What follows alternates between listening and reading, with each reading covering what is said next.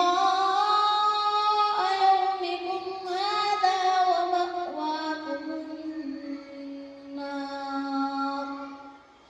ومأواكم النار وما لكم من ناصرين.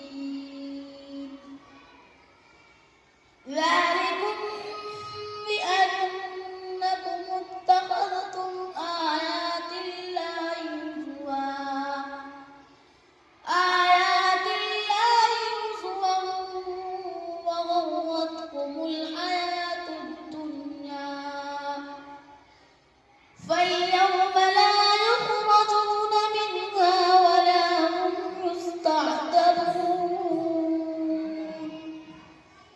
فلله الحمد رب السماوات ورب الأرض رب العالمين، وله الكبرياء في السماوات والأرض وهو العزيز الحكيم. صدق الله.